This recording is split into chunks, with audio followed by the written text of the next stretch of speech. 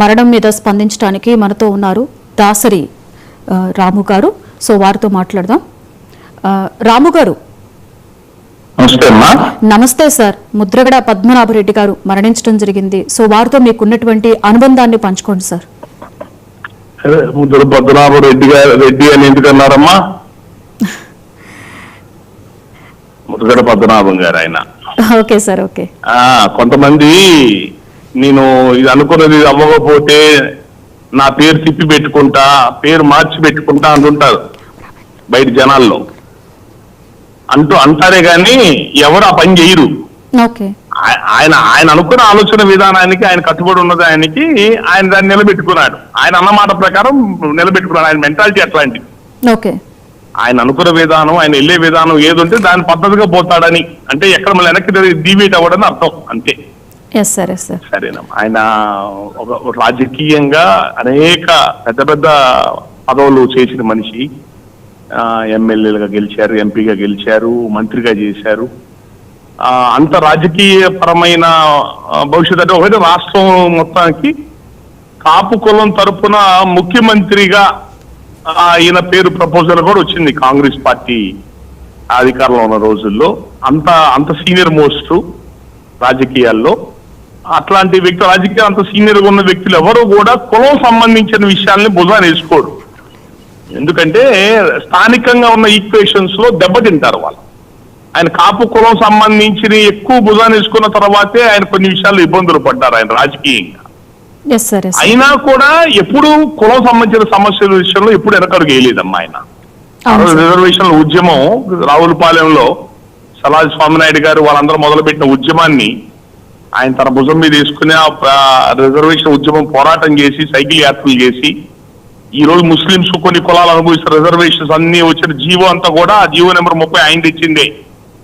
ఆ జీవోలో కాపులకు రిజర్వేషన్లు ఇవ్వకూడదు, ఆ జీవోలో ముస్లింస్ అందరికి ఇచ్చారు తప్ప కాపులకు న్యాయం చేయలేదు ఏ రాజకీయ పార్టీ కూడా. కానీ ఆ జీవోలు తెచ్చింది ఆయనే. ఈరోజు కాపు కార్పొరేషన్ వీటన్నిటికి సంబంధించిన వాటికి కూడా మరి గత ప్రభుత్వాల్లో కూడా ఆయన తునిలో పెద్ద ఉద్యమాలు చేయడం, పోరాటాలు చేయడం ఇవన్నీ చేశారు.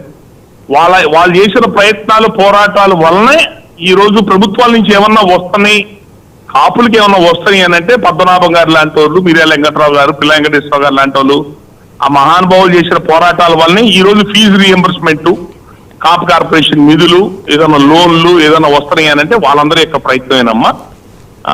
కులానికి తన వంతుగా నిజాయితీగా, అంటే వాస్తవంగా రాజకీయ నాయకుడికి ఆయనకు అవసరం లేదు ఇవన్నీ కూడా.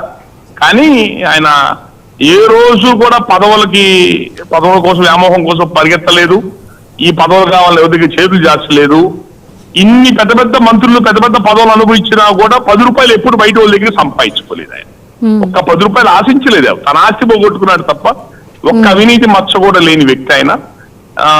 రాజకీయంగా అంత హోదాలు అనుభవించినా కూడా కులానికి కూడా అంతే విధంగా ఆయన నిలబడి తన జీవితంలో చర్మాంకం వరకు కులం యొక్క సమస్యల మీద, కులం కోసం ఏదున్నా కూడా ముందుకొచ్చి నిలబడి తన వంతు తాను అనేక ఉద్యమాలు చేసి ఈ కులానికి ఈ రోజు కొంత ఫలాలు అనుభవిస్తున్నాం అంటే దాంట్లో ప్రధానంగా పద్మనాభం గారి పాత్ర ఉంటుంది.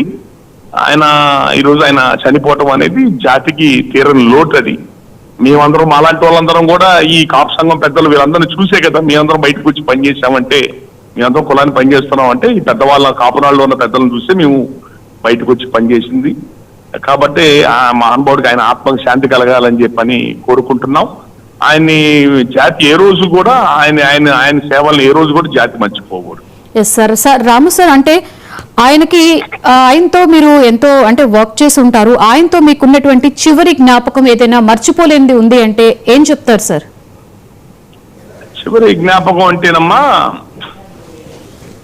నేను తెలుగుదేశం పార్టీలో రిజర్వేషన్ల ఉద్యమం నడిపినప్పుడు నేను ఆయనతో పాటు కలిసి పనిచేశానమ్మా.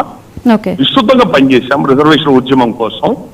తర్వాత జగన్మోహన్ రెడ్డి ప్రభుత్వం ఏర్పడినప్పుడు ఏమండి ఇదే రిజర్వేషన్ ఉద్యమాన్ని ఈ ప్రభుత్వంలో కూడా మనం కంటిన్యూ చేద్దాము, జగన్ మీద కూడా ఒత్తిడి చేద్దాం మనకు రావాల్సిన ఫలాల మీద అని చెప్పని ఒక విధంగా ఆయన మీద ఒత్తిడి తీసుకొచ్చి కొన్ని విషయాలు ఆయనతో విభేదించిన వ్యక్తిని కూడా విభేదించాను. కొన్ని సిద్ధాంతపరంగా కొన్ని విభేదించడం వల్ల ఆయన నా వల్ల కొంచెం నొచ్చుకొని బాధపడ్డారు కూడా. దాసరి రాము గారు ఇంటిలో గట్టిగా మాట్లాడుతున్నారు ఏంటని చెప్పని నొచ్చుకొని బాధపడ్డారు కూడా. మా ఇద్దరి మధ్య గ్యాప్ వచ్చిన మళ్ళీ నా కూతురి నాకు ఇబ్బంది వచ్చిన రోజున అంతా ఆయనకి నాకు పడకపోయినా, ఆయనకి నాకు డిఫరెన్సెస్ ఉన్నా అవి పక్కన పెట్టి ఆయన మళ్ళీ నా గుంటూరుకు వచ్చి నా ఇంటికి వచ్చి కొంచెం కూర్చొని కొంచెం మాట్లాడేసి, అయ్యా కులానికి మీరందరూ చేయగలిగింది చెయ్యండి, మీ చేతనైన కులానికి జాతర మంచి చేయండి, మా వయసు అంతా అయిపోయింది, ఓపిక అయిపోయింది మాకు అని చెప్పి వెళ్ళారమ్మా ఆయన. అంటే సహజంగా ఇద్దరు మనుషుల మధ్య విభేదం వచ్చినప్పుడు అది కక్షలు ఉండిపోతాయి. అవి మర్చిపోయాడు ఆయన. అది పక్కన పెట్టి ఆయనంతా ఆయనే నా ఇంటికి వచ్చి కొంచెం కూర్చొని మీరందరూ కూడా భవిష్యత్తులో కులానికి జాగ్రత్తగా పనిచేయండి, ఇప్పుడు నాకంటే అనారోగ్యం వచ్చేసింది, పెద్దవాళ్ళం అయిపోయాం మేము, మీరందరూ జాగ్రత్త చేయండి ఆయన అని చెప్పి వెళ్ళింది. అదే లాస్ట్ చూడటం కూడా నేను ఆయన్ని. తర్వాత ఎప్పుడో ఫోన్ చేశాను, మీరు అటు తిరగద్దండి, మీరు ఒంట్లో బాగాలేదు దయచేసి తిరగద్దండి అని చెప్పని కూడా ఎవరు పిలిచినా వెళ్తున్నాడు. అనారోగ్యం మీద కూడా బయటకు వెళ్తున్నాడు ఆయన. దయచేసి అట్లా వెళ్ళబాకండి సార్, రెస్ట్ తీసుకోండి అని ఓ రోజు ఫోన్ చేసి మాట్లాడాను.